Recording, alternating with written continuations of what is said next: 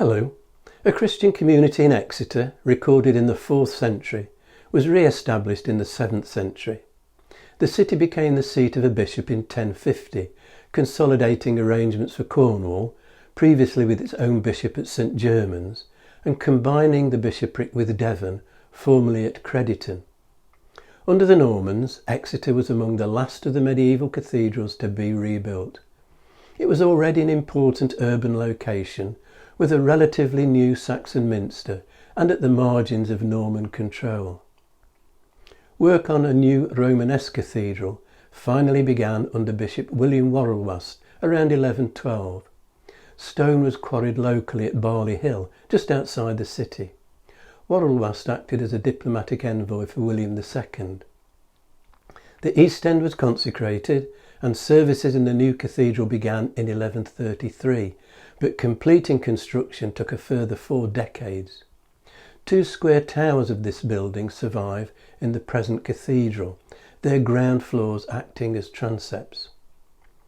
In the 1270s, Bishop Walter Branscombe, this is his tomb, began extending and remodelling the east end, adding a lady chapel. Successive bishops continued to make additions to the building. By 1300, a master mason called Roger was permanently employed with an annual salary and a house in the cathedral close. A new decorated Gothic building emerged, with an uninterrupted span of vaults like an avenue of trees turned to stone, with richly carved corbels and roof bosses. With the rebuild nearing completion, Thomas of Witney, who had previously worked at Wells and Winchester, was brought in to insert a triforium and to work on the fittings and furnishings.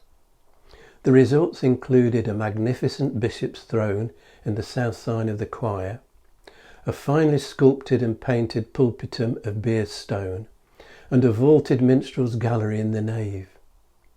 The misericords of the earlier building, dating from around 1230, were retained and comprised the oldest surviving set in England. Best known is one featuring the carving of an elephant on the underside.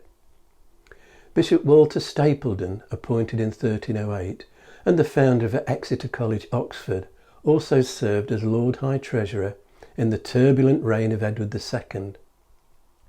His close association with the king made him unpopular. In 1326, during the power struggle in which Queen Isabella and Roger Mortimer, the Earl of March, masterminded the overthrow of Edward, Bishop Stapledon was recognised and pursued by a London mob who caught him just before he was able to reach the potential sanctuary of St Paul's Cathedral. He was beaten and then dragged to Cheapside, where he was decapitated, allegedly with a bread knife, and his head sent to Isabella. Stapledon's body was rescued from the dung heap on which it had been unceremoniously tossed and buried near his London base, Exeter House, on the banks of the Thames near Temple Bar, a site occupied by Essex House, home of Robert Devereux, Earl of Essex in the reign of Elizabeth I. Queen Isabella ordered his remains to be recovered and reinterred with full honours at Exeter Cathedral in an elaborate tomb with an effigy of the bishop. Stapledon's replacement at Exeter, John Grandison, inherited a nearly built new cathedral and proved a very able administrator. Thomas of Witney's protégé, William Joy, took over as master mason.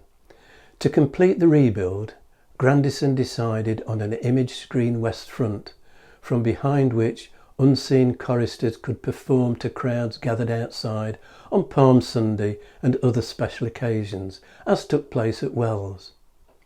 Work began in 1340. At the bottom are angels, in the middle kings of Judah, and above them apostles and prophets. A seated figure of the Virgin Mary was destroyed at the Reformation.